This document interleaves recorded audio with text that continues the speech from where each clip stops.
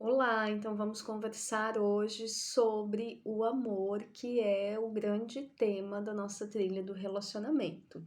Quando a gente para refletir um pouquinho e entender, o amor, ele tem vários conceitos, né? A gente vai encontrar vários grupos, estudos e teorias que falam sobre ele.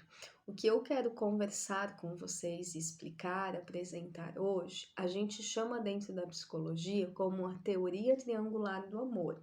Ela é formada por um olhar bem visual, que é um triângulo. Então, olha só, aqui nesse triângulo a gente tem a paixão, a intimidade e o compromisso, que são os nossos três principais elementos que a gente está se aproximando aí nesses dias de caminhada na trilha do relacionamento.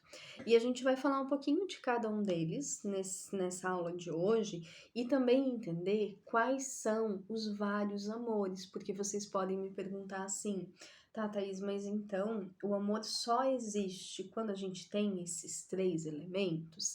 Sim e não. Quando a gente tem esses três elementos, a gente chama de amor consumado. É um amor concreto, é um amor que realmente tem todas as faces. Mas se um desses elementos não existe na relação, também a gente vai chamar de amor, e aí é um amor um pouco diferente. Então a gente também vai ver nessa aula de hoje quais são as faces do amor. Então vamos começar pela paixão, que é o tema que a gente vem aí conhecendo, se aproximando nesses últimos dias, desde que a gente começou a trilha do relacionamento. Pessoal, paixão é uma característica que faz parte, sim, do início dos relacionamentos. É o frio na barriga, é o desconhecido, é o enamorar, é o se apaixonar. Isso são elementos que constituem a paixão. E uma das coisas que eu acho bem importante a gente frisar, que eu vejo acontecer muito nos meus atendimentos de casal e individual, é a frustração quando a paixão acaba. Então vamos entender um pouco isso. A paixão faz parte, ela é um elemento, mas ela vai se modificar ao longo do tempo. Então, é um pouco esperado, normal, que ela não tenha a intensidade que ela teve lá no início. E aí eu vejo muitos casais baterem a cabeça, começarem a se terceirizar culpas, porque as coisas mudaram e não são mais como eram antes. E, gente, é um pouco injusto com vocês e com a relação de vocês. Porque não vai ser como antes. Isso é uma verdade absoluta. Vocês podem ter coisas semelhantes, vocês podem ter coisas agradáveis, mas nunca vai voltar a ser o que era antes. E isso não é uma coisa exclusiva dos relacionamentos. Se a gente for parar para pensar, como é que foi o teu primeiro dia no trabalho? Como é que foi o primeiro dia na faculdade, na escola? Teu primeiro dia numa casa nova?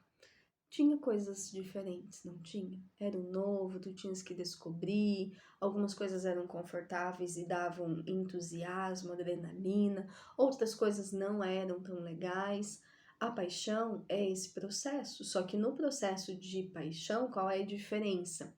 A gente tá com o olho fechado para as coisas ruins. Então é uma mudança, mas a gente está fechado para visualizar coisas negativas. A gente vai ver só o incrível desse novo lugar, dessa nova pessoa que a gente está conhecendo. E aí, naturalmente, com o passar do tempo, o casal vai construindo o seu relacionamento e ela vai mudando de face. Não significa que ela deixou de existir, significa que ela mudou. Vocês se acostumaram com algumas coisas, vocês estão gastando energia com outras. Enquanto a paixão diminui, vai nascendo o nível de intimidade que a gente já vai ver e o nível de compromisso. Por isso que é injusto a gente olhar para uma relação afetiva, perceber que a paixão está mudando e começar só a choramingar a falta da paixão. Ai, poxa, mas no início acontecia isso, tá. E eu sei, a gente tem saudade daquele momento, a gente tem saudade daquelas demonstrações de afeto, mas não significa que as pessoas não se amem não se escolham e não queiram estar junto depois que a paixão diminui e muda.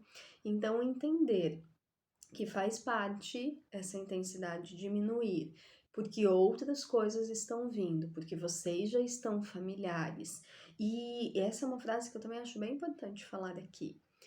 A paixão diminui e não é culpa de ninguém, tá? Porque eu vejo muitos casais terceirizando essa responsabilidade. Ah, mas o fulano fazia isso no começo, ah, mas a ciclana fazia aquilo também. E aí a gente não sabe o que está acontecendo, a gente começa a dizer que a culpa é do João, que a culpa é da Maria. E ali começam, às vezes, conflitos que não são necessários viver. Não significa que a gente vai abandonar a relação amorosa, afetiva, romântica. Deveriam ter gestos. Aqui eu não estou dizendo para vocês que a gente tem que se acomodar com a ausência de gestos. Aqui eu quero dizer para vocês que é normal, que é esperado que a intensidade desses gestos diminua. Isso não é culpa de ninguém, é um processo natural do ciclo do relacionamento. E uma outra coisa que a gente pensa, então, na paixão é o quanto ela tem essa energia, né? Tá todo mundo com muita disposição quando uma relação começa. Se for meia-noite e eu tô com um dia cansado, mas o outro me convida para fazer alguma coisa, talvez eu nem pense muito, eu só vou. E aí, essa intensidade é sobre essa energia que vai modificando. A gente vai colocando energia em outras coisas e não apenas nessa intensidade do se conhecer, ok? E aí, então, vamos entender um pouquinho a intimidade. A gente acabou de entrar nesse tema na trilha, a gente ainda vai explorar um pouco mais no nosso conteúdo diário, mas o que eu quero trazer para vocês nesse momento da aula? Intimidade é vínculo. Vínculo se constrói com o tempo. Então a gente não consegue no início de uma relação já desenvolver intimidade. A intimidade ela é diferente da paixão, não imediata. A paixão é um pouco imediata, né? A intimidade ela precisa de tempo para ser construída. E quando a gente fala em intimidade, percebam que é diferente de intensidade. Uma relação pode começar, pode ter uma paixão muito bonita, pode ter intensidade dos companheiros, isso não significa que eles estão íntimos. Estar íntimo não tem impulsividade, não tem intensidade, tem construção. E aí o que está dentro da intimidade? Não tá apenas questões físicas e sexuais. Porque o sexual, ele caminha entre a paixão e a intimidade, né? Quanto mais íntimo eu sou de alguém, talvez melhor eu me entrego dentro da nossa sexualidade. Quanto mais apaixonado eu estou, mais desejo eu tenho, porque estar apaixonado implica também ter desejo.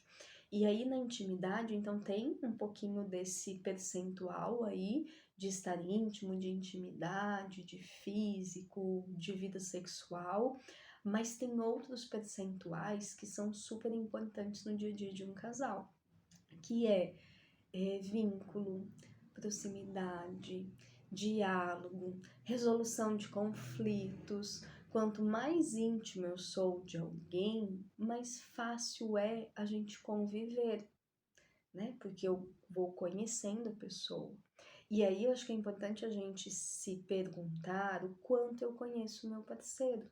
Porque eu até posso saber e conhecer que ele gosta do café sem açúcar, ou que ela gosta do misto quente, ou que gosta de rock ou de sertanejo. São desejos, vontades e conhecimentos operacionais importantes, mas não únicos. Quando eu falo em conhecer o parceiro aqui, eu estou me referindo a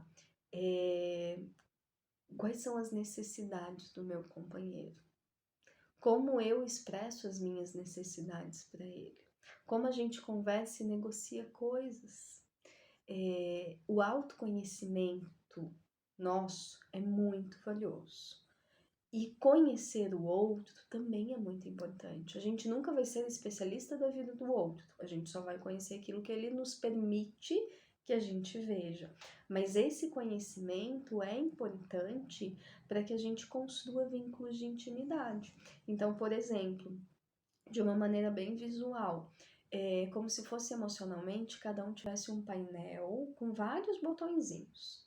E aí, eu preciso saber quais são os meus botões. E eu preciso ter uma ideia do mapa de botões do meu companheiro.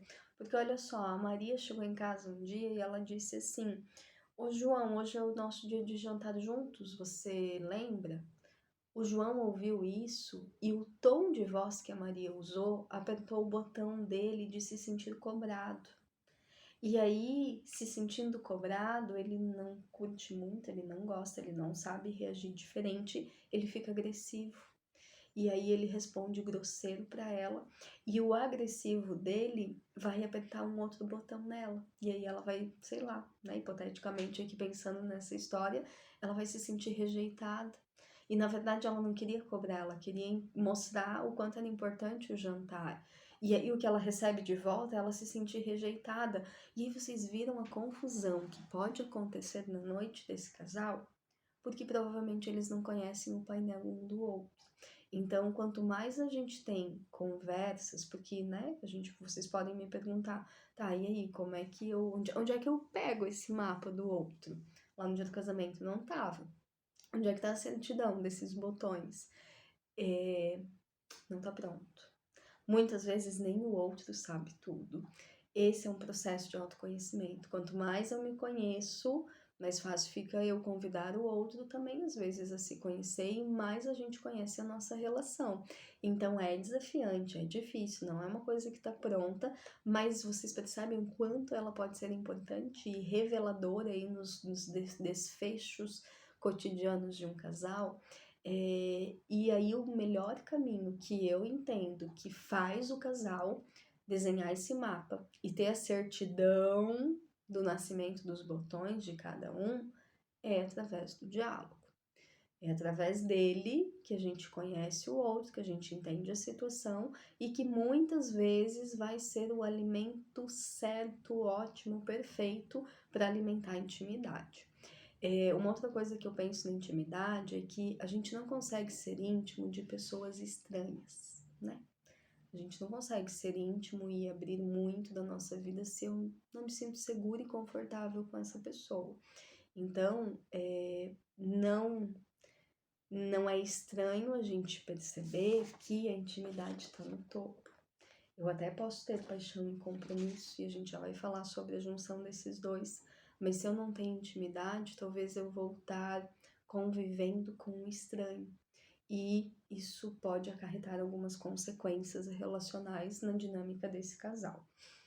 E aí vamos então falar um pouquinho de compromisso. Próximos dias a gente vai entender um pouquinho mais ele nos exercícios aí da nossa trilha.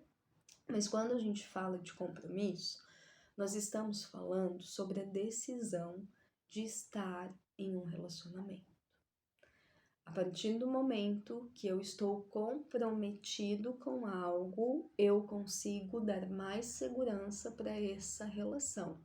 E isso não é só para relacionamento, isso é para tudo na vida, né? Quando uma pessoa está comprometida com o seu trabalho e ela entende que ela precisa estar no trabalho às 8 horas da manhã, porque ela tem uma reunião, porque ela tem um pedido, porque ela tem um e-mail para responder, ela entende o compromisso, ela vai estar naquele horário.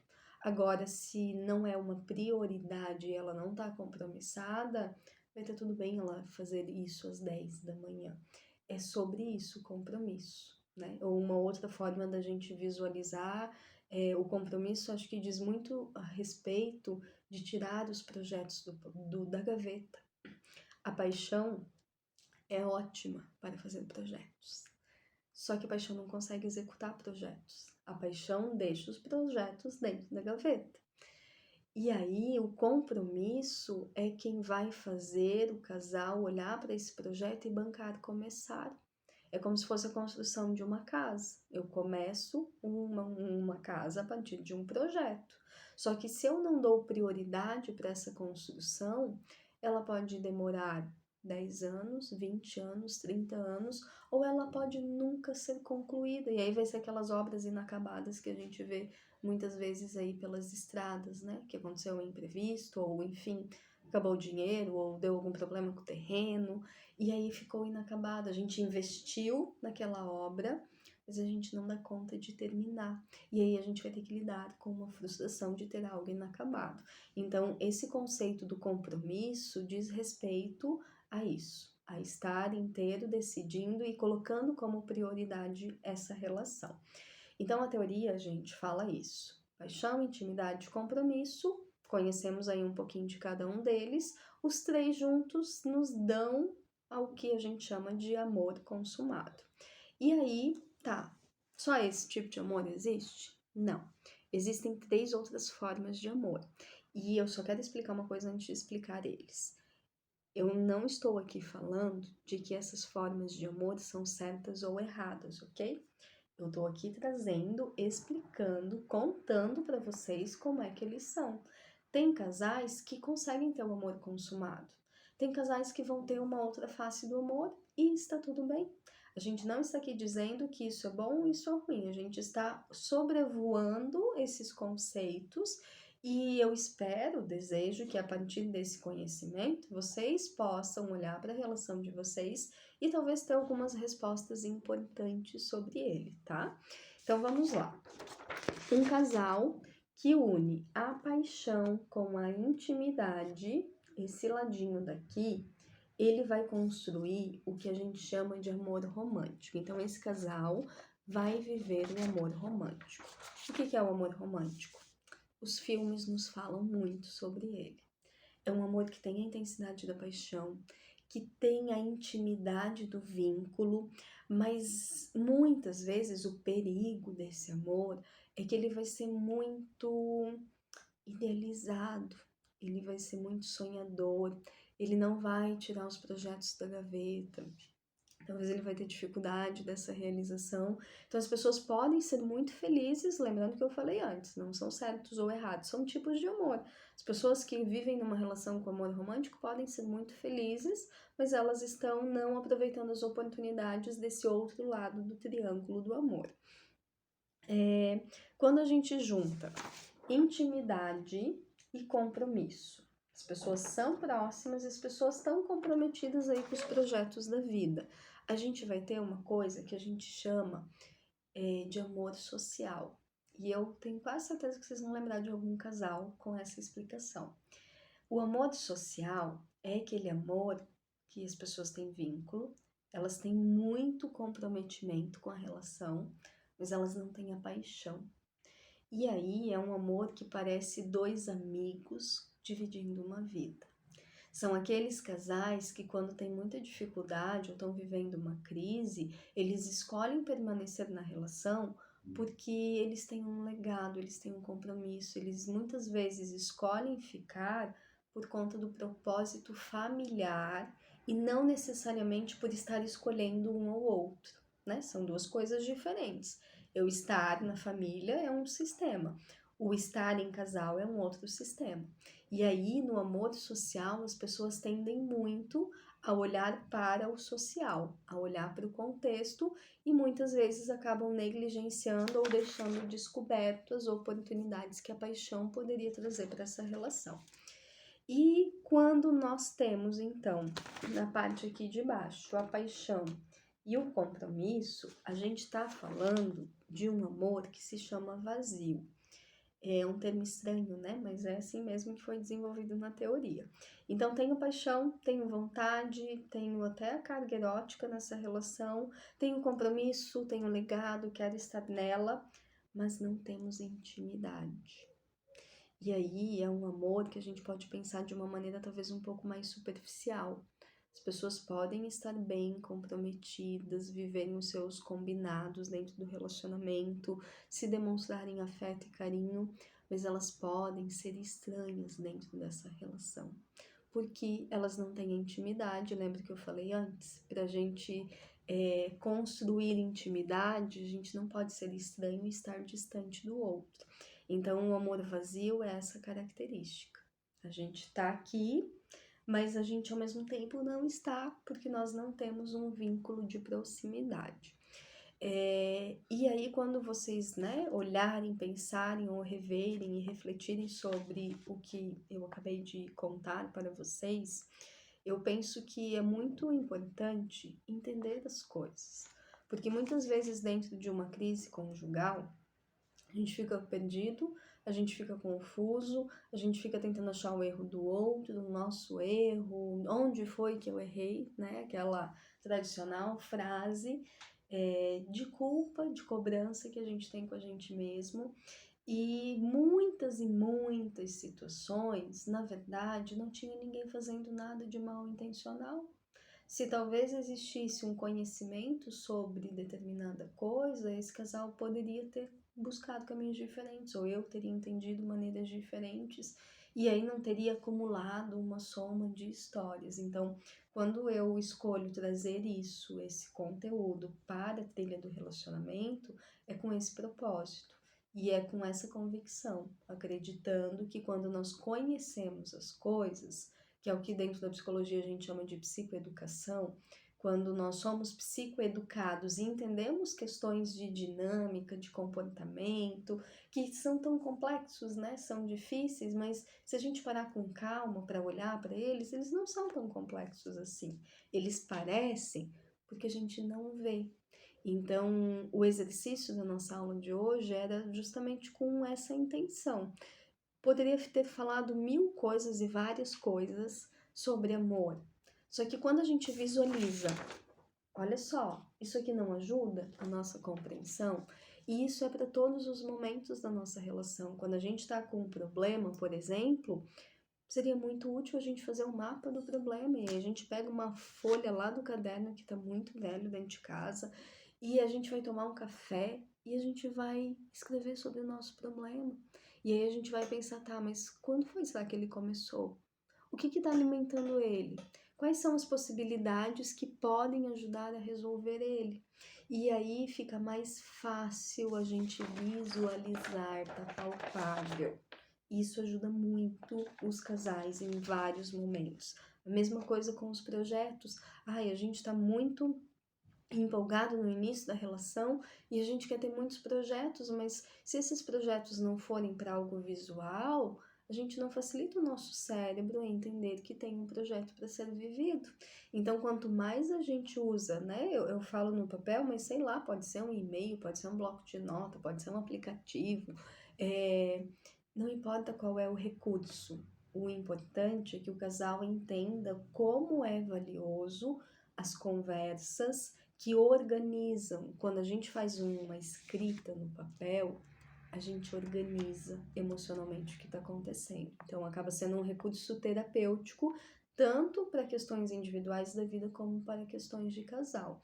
Então, o meu desejo da nossa aula de hoje era trazer de uma maneira visual algo que parece tão complexo e trazer uma lente, né? O que eu falei no começo, a gente tem vários conceitos de amor. Eu, particularmente, pessoalmente, me identifico muito com esse, porque eu vejo muitas relações acontecendo dentro desse triângulo e para mim faz muito sentido, enquanto psicóloga, olhar para essa teoria e eu desejei compartilhar ela com vocês. Nos próximos dias da trilha, então, a gente vai aprofundar um pouquinho ainda sobre intimidade. Vai ter um exercício bem legal com algumas perguntas para que vocês possam fazer e a gente vai mergulhar no compromisso. E aí, no compromisso, nós vamos tocar nesse assunto da segurança, e aí a gente vai acabar falando sobre comunicação, sobre diálogo, que vai ser o nosso tema central da próxima aula gravada, tá bom, gente? A aula tá aqui gravada simplesmente por uma questão de logística e de facilidade, porque ela vai ficar gravada para vocês poderem ter acesso, mas não é para dar o tom de distância, né? É para facilitar. Por que eu estou dizendo isso? Porque se você ficou com alguma dúvida do que eu expliquei, se você está com alguma dúvida de alguma outra coisa que a gente viu nesses últimos dias na trilha, eu estou aqui acessível para trocar essa experiência, essa figurinha para explicar para vocês o que não ficou muito organizado aí, tá? Então se sintam muito à vontade para interagir, para perguntar, para questionar aqui no vídeo ou direto lá no nosso Close Friends no Instagram, tá bom? Muito obrigada e até a próxima!